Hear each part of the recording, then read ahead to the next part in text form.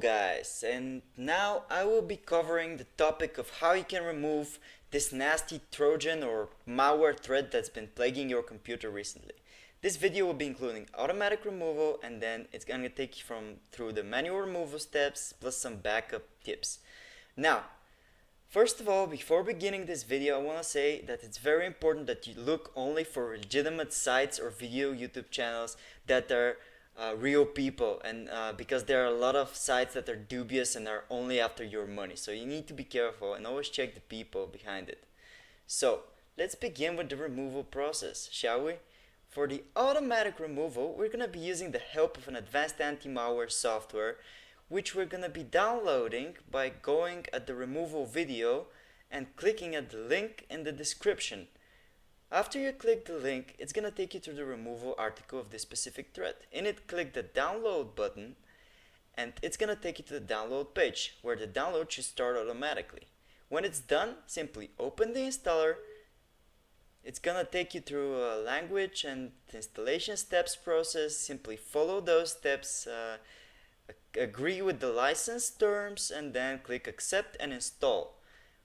Installation should take about a couple of minutes time, and after that, when setup is done and you click finish, the scan should start automatically. Now, this software doesn't just scan for the virus files. It's gonna detect any objects that may be potentially unwanted, any adware, any cookies that may be tracking your information, and so on and so on.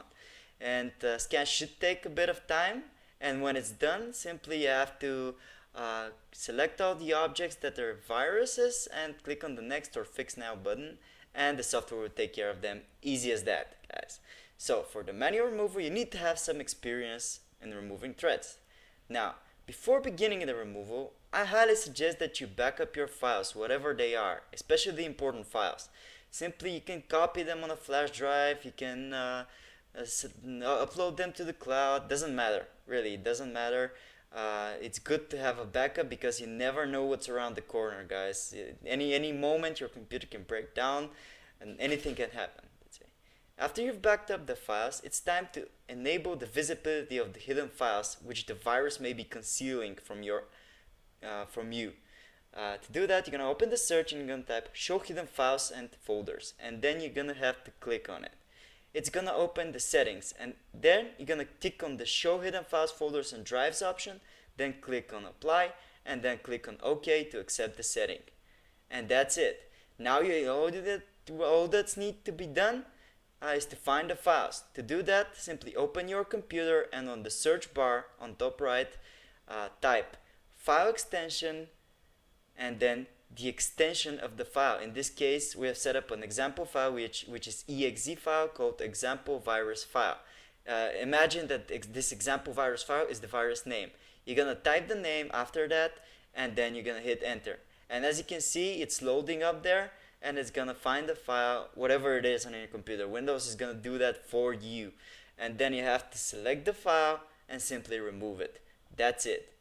Now, another way to set up that and to find the virus file, if you don't know, is to always check our article in the description. It's gonna make sure to have info of the file. But even if the article in the description doesn't have the info in the file, you can find it via the following method. Press Windows button and R and type reg edit. Now we're gonna have to remove any registries that viruses usually create on your computer from the registry editor. But first, let's back it up by clicking on File and Export. Then save it somewhere where you can easily find it by clicking on All on Export Range and naming it something that's easy to remember. And then click Save. After you've done that, this will make sure that this is your last known good configuration, and you can always go back to it if something messes up by clicking on File and Import. So, to find any virus registries, you're gonna have to type Control and S combinations on your keyboard, and then you're gonna look for specifically keys. Only make sure they are ticked. And then you're gonna look for the run or run once keys. If a virus has set up a key, it's most likely there. Now, in those keys, the virus should usually have a value. If you right click on the value, you can easily delete the key, and this will stop the virus from automatically running. Plus it can help you find the virus file location. So, thanks for watching guys. Make sure to like if you found it useful.